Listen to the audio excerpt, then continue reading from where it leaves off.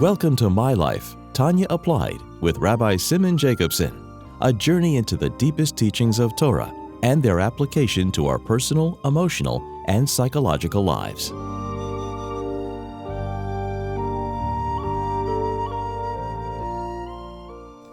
A good tevach, a good week. We continue our journey in the life-changing Sefer Tanya. This program is made possible by Irina Lights LLC and is an honor and schus of newborn girl Shena Bas Yosef Shlema and Mirala Greenwald. Should be megadla her l'teira l'chupal l'maisim tevim, to be a soldier in bringing the geula through Yafutza Meinesecha Chutza, much nachas and long, healthy years. So we finished Perek Yud Gimel in Tanya.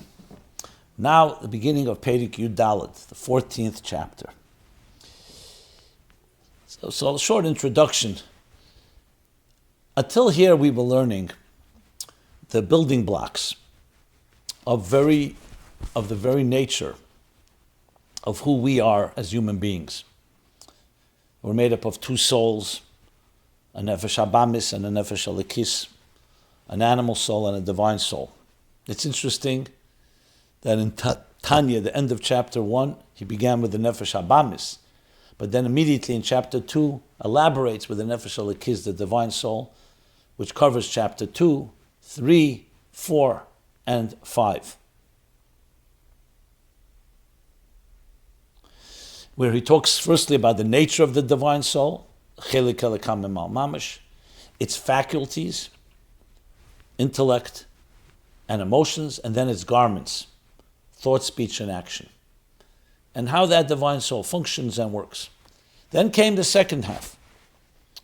In chapters 6, 7, and 8, also 3 chapters where the Alter Rebbe talks about the animal soul, and again, the nature of the animal soul, its faculties, and its garments, its expression through thought, speech, and action.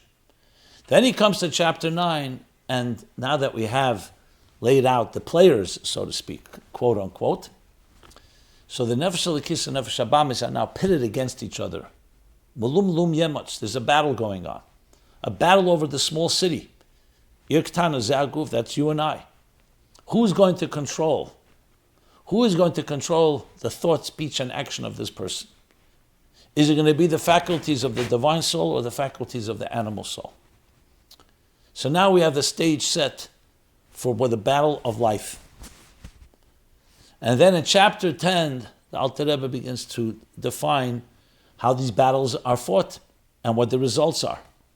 After laying out what the battle looks like, the chapter 10 talks about a tzaddik.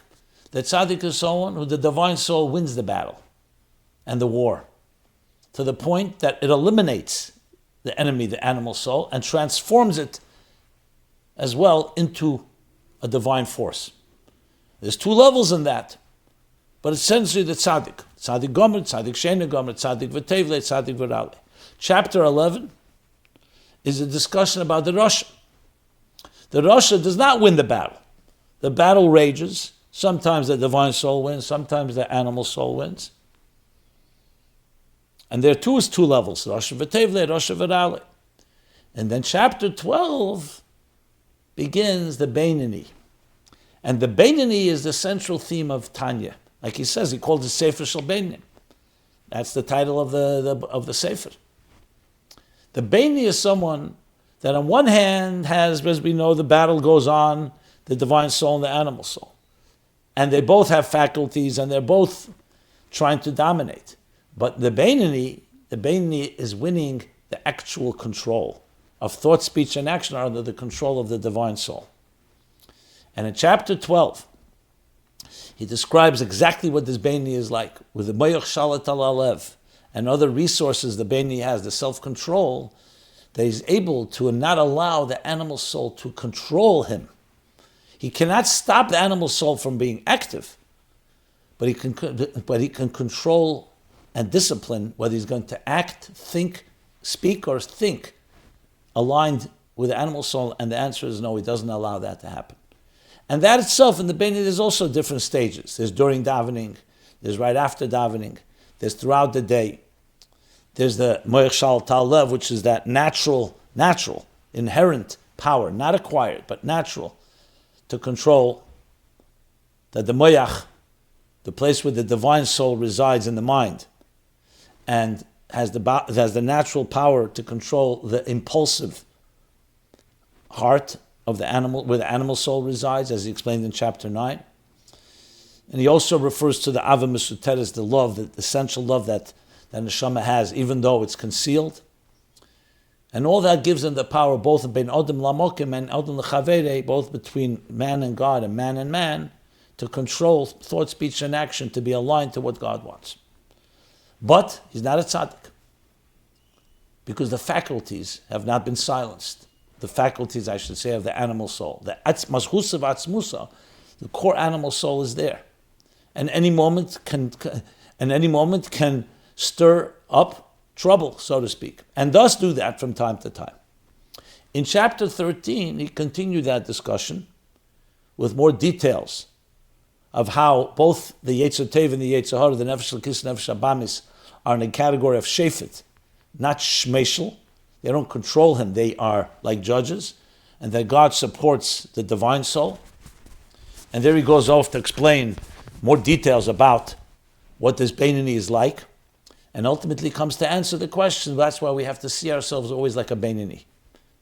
Even when the world tells you you're like a tzaddik. Even Rabbi, talking about self-awareness, because there's always that possibility that the animal soul is going to affect you, and you have to constantly be vigilant, as we discussed at length. On the other hand, the Benoni is vigilant, and as a result, on his level, this is a emes lamite, the truth of his aveda. It's not illusion. He actually has the ability, in a very truthful way, to connect to God, and he's a true Benoni. Compared to the level of a tzaddik, which is a higher standard, it's not emes. But like he explained, emes is relative. It depends on the level. And each level, the emes is true on that level. This was elaborated upon in previous shiurim, so I'm not going to go through the details. But to sum it up. So we have now, as I said, laid out both the very elements, the dynamics of the process, which is the animal soul, divine soul, animal soul, the battle, and different ways that this battle is waged. But what we haven't come to is the punchline. What about you and I? What is expected of us? It's pretty clear where the Alter Rebbe is going, but still, he's now going to, in chapter 14, lay it out in the context of actually applying it to us. And here you'll see, I always found it fascinating, this chapter, where you really see the profound love, the profound contribution of the Alter Rebbe with Tanya.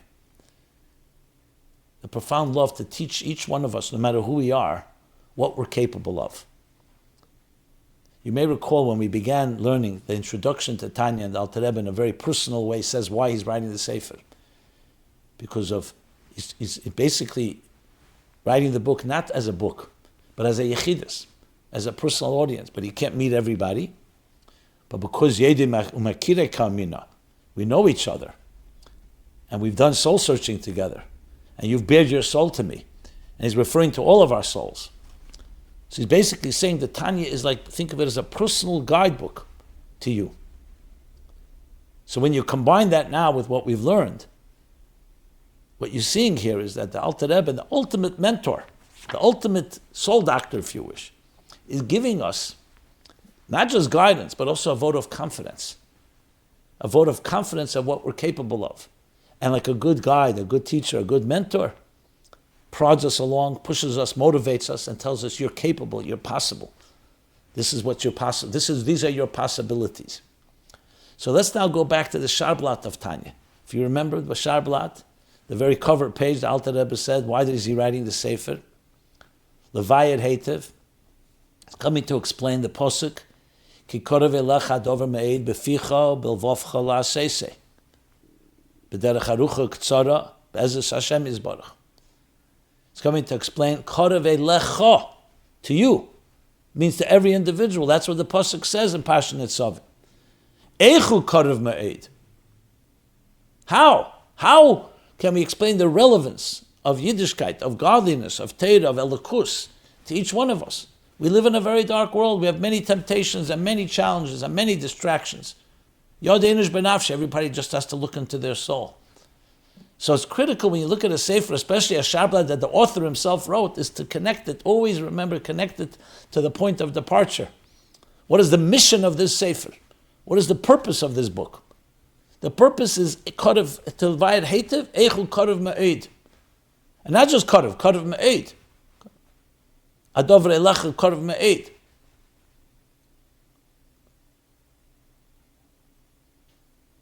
Beficha belevovcha la'asesei, which is generally thought, speech, and action, that we're capable of reaching such great heights. But we're not tzaddikim. But we can be a Benoni. Not only we could be a Benoni, that's our charge. And this loving attitude, the care for each person, when you read this, think of it about yourself. You're sitting with the Alter Rebbe. No one else is there. He's speaking to you. And he's talking these words. He's saying to you, listen, this is like a yechidus, one-on-one.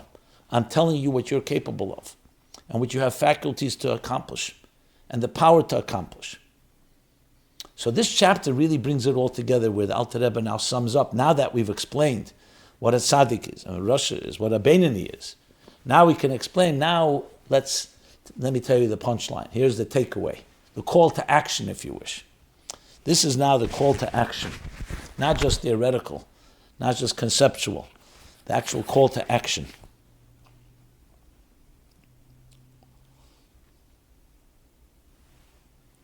So let's now learn inside. And you'll see how the Alter Rebbe is now explaining how karev elecha hadavar ma'ed beficha belvavcha la'asesei. So Perek Yudalet, chapter 14. V'hinei midas habenoni hu midas kol adam. And now the level of the Benoni is the midah, the feature, the virtue, the attribute, if you wish, or the standard, attainable by every person. Midas kol adam. When you say midas kol adam, it's an interesting expression. Now, midah means sometimes measure, but midah means also attribute, what we're made of. He's not saying it's just something we can achieve. This isn't just a matter of something we can achieve. In other words, an action. That you can go and give tzedakah. You can keep Shabbos, eat kosher. It's midas kol adam, it's your very personality.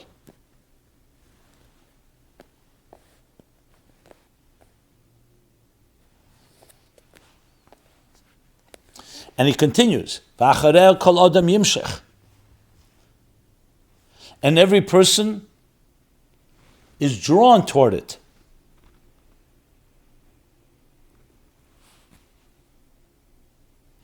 Which makes it even stronger. You could say a person has a personality. For example, we also have a personality, let's say, midas hachesed. I'll use the word midas hachesed. We all have the virtue, the attribute of chesed within us. That faculty to love. Or other faculties. But are we drawn to it? So it's even more than just midas kol adam. Midas kol adam means it's the very essence of who you are. It's midah of every person. Tzaddik, he doesn't say it's midas kol adam. Rasha for sure has midas kol adam. It doesn't mean a person, there aren't people that can or are on those levels. But midas kol adam, which is midah of every person, is Benoni. But more than that, acharei kol adam yimshech. Every person is drawn to it.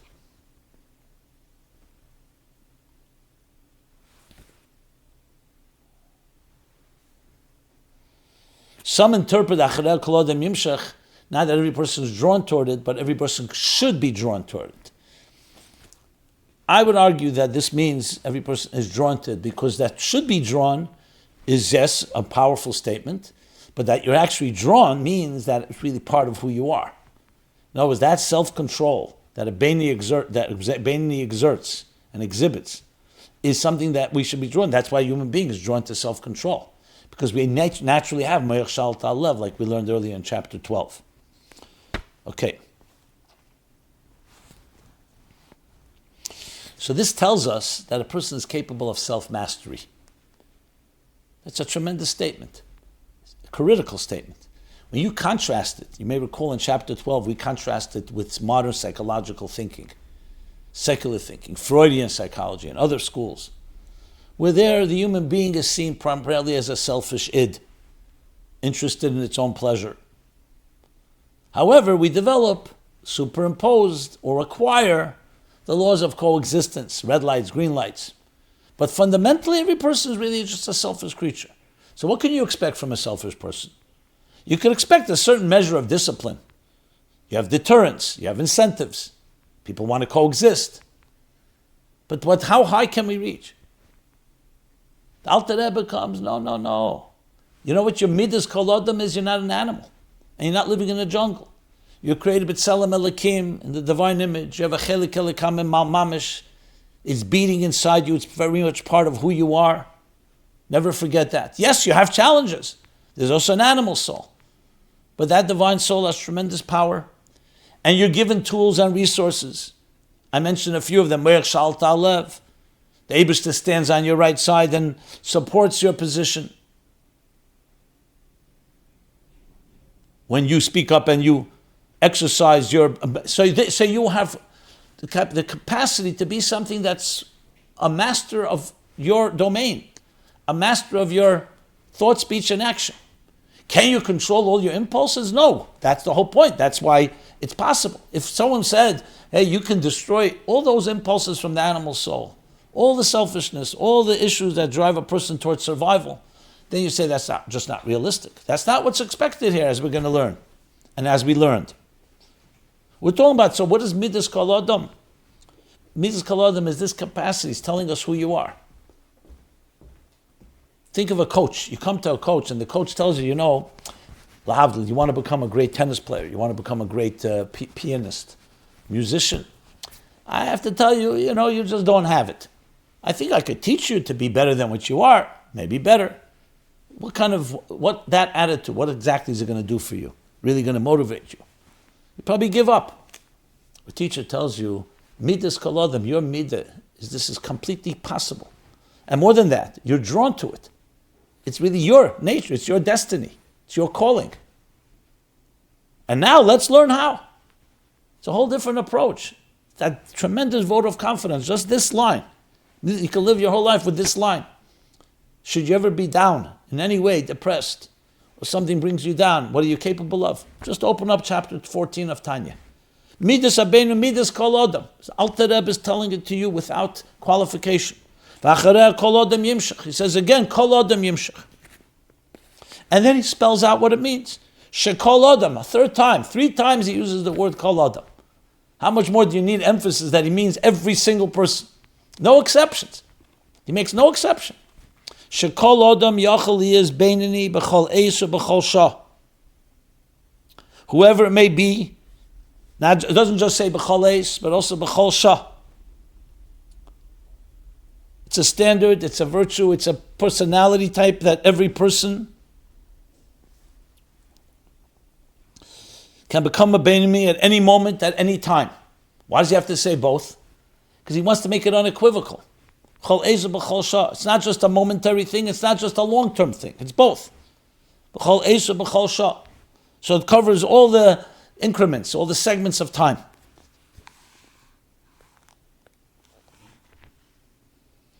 This doesn't mean it comes easy, but it means it's completely possible. So that's what, when you hear that from your coach, when you hear that from your mentor, when you hear that from an authority like the Alter Rebbe, it's a whole different vote of confidence.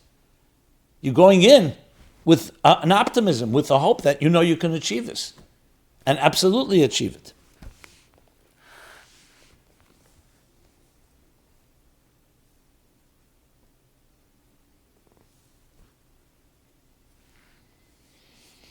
Now you may recall, someone could say, what do you mean? You're saying b'chol eis b'chol shah could be a Benoni. Didn't he say in chapter 12 that a Benoni is someone that never did an Aveda and never will do one? So what do you mean? How could you become a Benoni? If you already did an Aveda, you can't become a Benoni b'chol eis b'chol shah. So as explained then, and the Rebbe here too, the Rebbe comes and emphasizes that you have to say this means that even if a person did something, a transgression, can be easily erased through tshuva, and it's ba'isei matziv. The Benoni is that personality type is mastery. It could be possibly that a person, God forbid, could fall. But as long as he maintains that capacity of being a Benoni, and I don't mean just potential, acts on it. So even if he falls, but then he puts himself in a situation, not that I fell and I did tshuva. No, when I fell, that was not me. The midah, who am I? Midah sabeni, a person of self-mastery. So through tshuva, you can bring yourself back to that place. You have to say pshat because that's the only way to reconcile chapter 14 and chapter 12. So just to qualify that point. Okay, so b'chol is b'chol shah. And the Alter Rebbe explains why. You'll say, 1 second. Such power, such mastery, self-control, that not to do an aveda at all, in thought, speech, or action. So says the Alter Rebbe, yeah, because that's not, we're not asking you for something impossible. He continues, for the Benoni is not repulsed by the negative, by evil. If I was asking you to do something like that, to be repulsed by evil, then you say, I'm not wired that way. The Nefesh Habam is by nature, the way God created it, is going to be drawn to its own selfish interests. But that's not what's expected.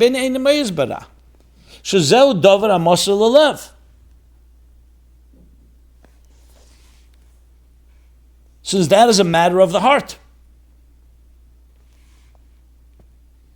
Which means that's something that you can't regulate.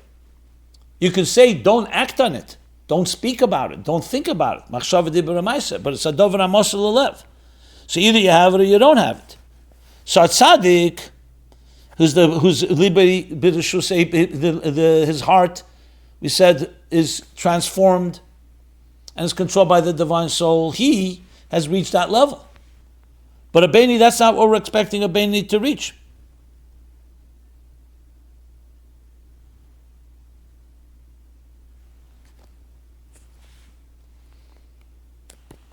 V'loi kol ha'itim, and the Alter Rebbe continues, v'loi kol ha'itim shaves,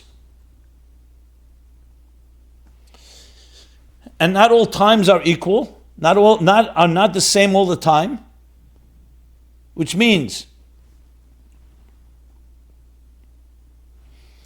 that people's emotions change. So to expect someone that be constantly repulsed by the negative, that's not something you can expect from the average person. Neither kol adam. If you do, then that's not. Then you have a problem. But he's saying that's not what's expected. So then, what is expected? What is expected?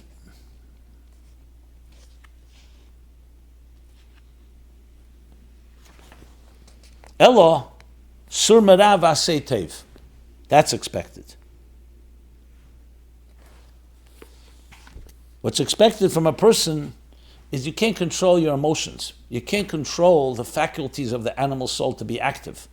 But you can control whether they will control your thought, speech, and action. And that's sur merav asei tev. Not mastery over the emotions, but mastery over your behavior. To turn away from the negative, from evil, sur merah, and asei tev, and do good. Dahainu, the Alter Rebbe spells it out, Dahainu, b'poyel mamish, practically. B'maisa dibur umachshava. So it brings us back. In action, speech, and thought. Shebehem ha'bchira v'ayecheles v'arashus nesuna l'chol adam. Fourth time he says l'chol adam. For in these areas, we're talking about the areas of thoughts, of action, speech, and thought. Asur merav asei tev, in action, in poil, in actuality, not the emotional faculty. These areas, every person has the freedom of will, the capacity, and the autonomy. It does a discussion. B'chira, he says, yecheles v'arashus nesuna. Lases l'daber l'achshev. To act, speak, and think, gam mashu neged taivas libe. Contrary to what is his heart's desire. V'afocha mamash. and to the opposite extreme. Not just contrary, but to go to the opposite extreme of what his heart desires. So the heart desire, that we're not asking you, as much as you can. We're asking you is that this a person has, and he says 3 expressions. B'chira yechelis reshus, again, is sunnah l'chol adam. Fascinating, 4 times kol adam, to make it unequivocal. So we need to discuss what is the difference between B'chira, Yechelis, and Reshus, Nesuna, which we'll discuss in the next year, Mitzvah Hashem. But it also shows you the extreme. The Alter Rebbe doesn't want to leave any room for doubt. Because you could say only B'chira you have, but you don't have Yechelis. You could have Yechelis and not Reshus. So each one adds another dimension to our capability. And this again shows you the deep love. He's applying himself. It's mamish. When you go read back the Akdama of Tanya and read these lines, you see literally the Alter Rebbe speaking to you and telling you have this power. And he's going in details, and he says, Kol Adam, you. Korav elecha dover me'ed.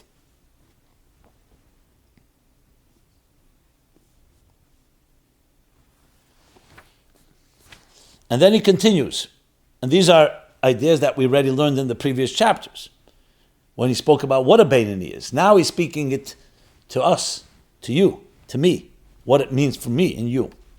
Ki gam b'shah sha'alev chemed u'mesave eze taiva gashmis. For even when a person's heart desires a certain physical pleasure, behetere be'isra chaz v'shalom, whether it's permitted or, God forbid, prohibited by law, by Torah.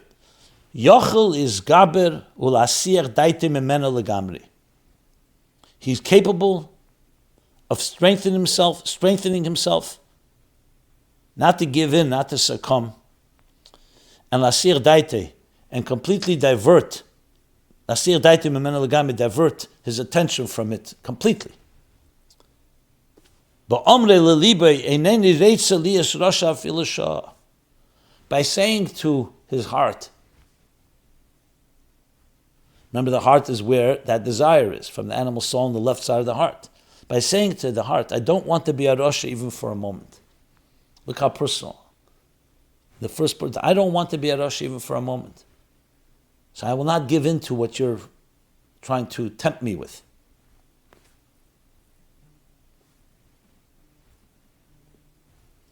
Ki eneni reitz Elias muvdal, v'nifred chaz v'shalom Hashem echad b'shum efen. For I don't want to be separated and disconnected in any way from one God, God forbid. That's what the person says.